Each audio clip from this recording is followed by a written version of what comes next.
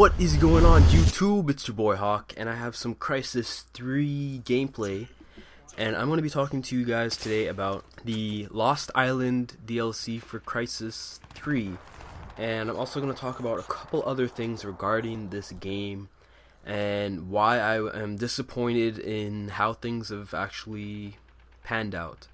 So anyways, let's get on to the DLC, even though I have not purchased it.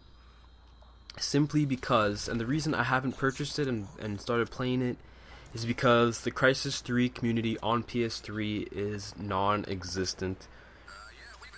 Even though this game does so many things well and differently from other FPS games, I think that it was really handcuffed and just smothered by all the other games out there like COD, Battlefield, and you know, all the other what other games that are out there that people play. Maybe it's Medal of Honor, not even Medal of Honor I should say, but most games have pretty much smothered it, and you know, it's no one's interested about it, and that's really a sad thing. But the reason is, before I get onto detailing what's in the DLC and whether it's, if you guys even have the game or not, whether you should buy it, we know Crysis 1 was a game on a PC, and it was pretty much ported over during Crysis 2 and Crysis 3 for PC games onto consoles. So everything that they were able to do on the PC version, whether it's graphics wise and such, wasn't exactly the same on consoles. It was a watered down version. So a lot of people weren't aware of it. They weren't aware of the game. They were slightly disappointed by the final product of it. I myself, at sometimes, I bought a digital copy. I didn't buy a disc copy, so I bought it from the PSN store. And at sometimes I'm not really, too pleased with the graphics, but overall the gameplay is pretty fun.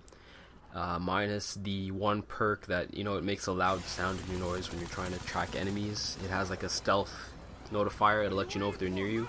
And I find playing when that's on, it's kind of annoying, so I'm going to start playing without it. Maybe hopefully get into a few lobbies. If there's still maybe like 20 guys on PS3 that I can play with, I'll try to get some gameplays and try to get in some games like that.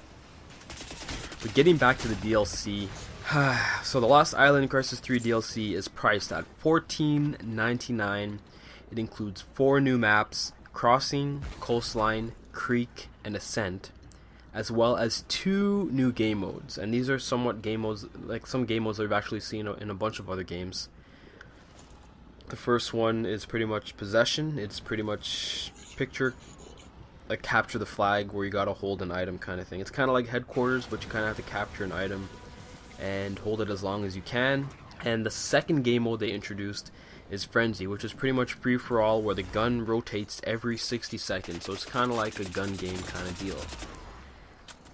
As well, they've also included 2 new weapons: the Claw, which is pretty much a high recoil, high damage assault weapon. It's loud as hell, and the Rhino, which is a semi-automatic shotgun, very powerful as well. So overall, a lot of people were complaining that they should have brought this as a single-player DLC, because pretty much this DLC is themed around the Crysis 1 game, where it's somewhat open world, and you're on an island, and you were looking for the Ceph. But at the first Crysis, you weren't quite sure what the alien life forms were.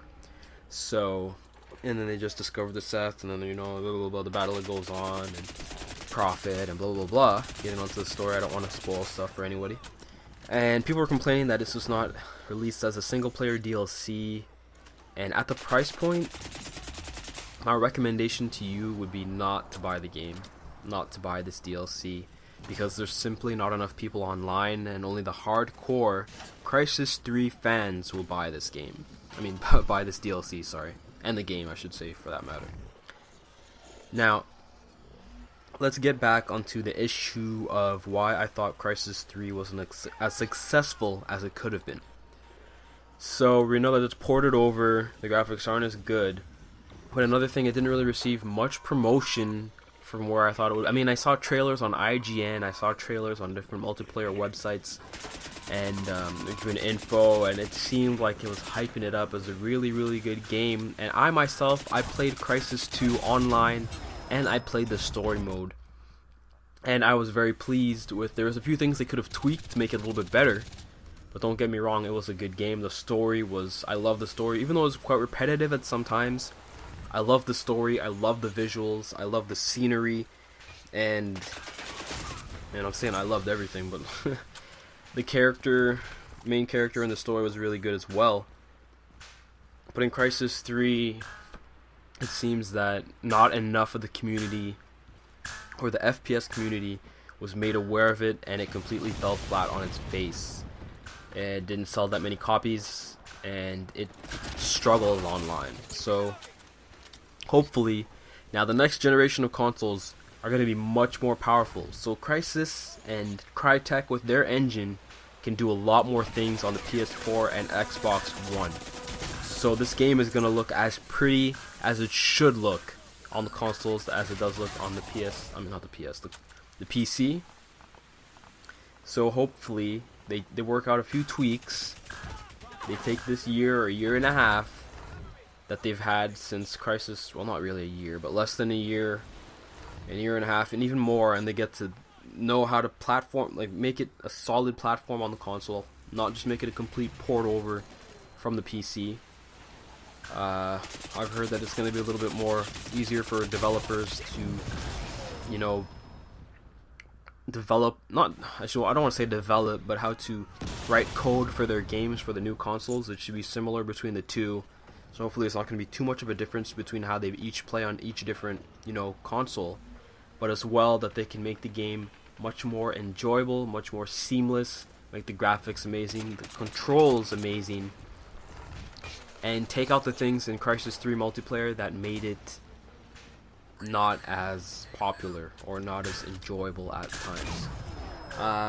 Just for guys getting into this game, it's hard at first, I'm not gonna lie. As I said in many videos, like a couple of videos that I did before of it, it's really like getting thrown into the fire, because there's some guys out there that are going to be on a high level.